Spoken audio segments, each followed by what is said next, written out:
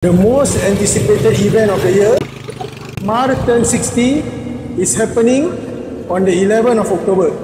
Mel, kat mana? We said many times, it's going to happen at Kinex Mall, Istana Ballroom. So, just in case tak ada orang tahu macam nak pergi, we took the liberty to show you how to get there. One is the biggest or the nearest bus stop, which is at Hague Road. And the other one will be via MRT, which is Paya Lebar MRT. Kayum, come. Let's show them how to really get there so that they will not get lost. Come bro. Let's go. Mel, bas nombor berapa pergi Kinex, Mel? Senang, aku bawa kau kat bus stop dia. Tengok ni, ni nombor-nombor bas yang akan bawa kita ke Kinex. Bus stop yang paling dekat di Kinex dan di Hague Road Market and Food Center. Terus datang tempat kita, jangan singgah-singgah makan. Kita ada banyak makanan kat sana. Free biryani. Come, let's go. Let's go. 600 paket biryani, bro. Free ya? Free. Tawalan dan toyban. Mel, biryani tu free ya, Mel? Bro, berapa kali nak tanya? Dah cakap kan tadi, free.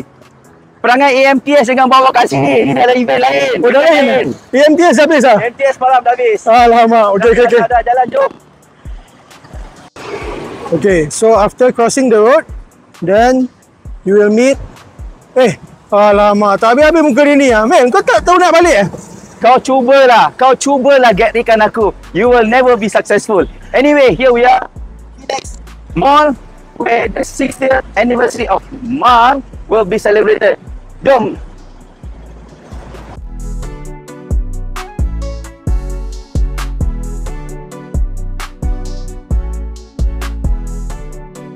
Hello?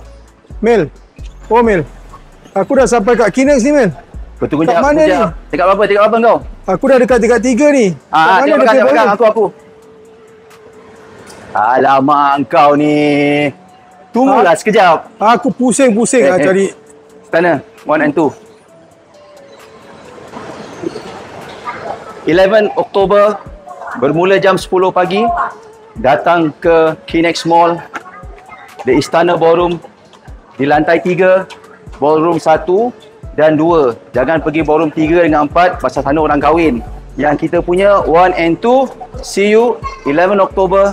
Ada silat, ada health talk, ada forum perdana, ada kafilah zikrullah dan bermacam-macam lagi. Dan important, 600 paket biryani akan diberikan percuma, free of charge. Sedap. Mi goreng tak ada, mi goreng? Perangai AMTS jangan bawa kat sini, tolong. Biryani Teh Signature from Masjid Al Abdul Razak akan juga didapati di sini. Datang dan raikan bersama kita. Okay guys, see you 11 Oktober. Jangan tak datang.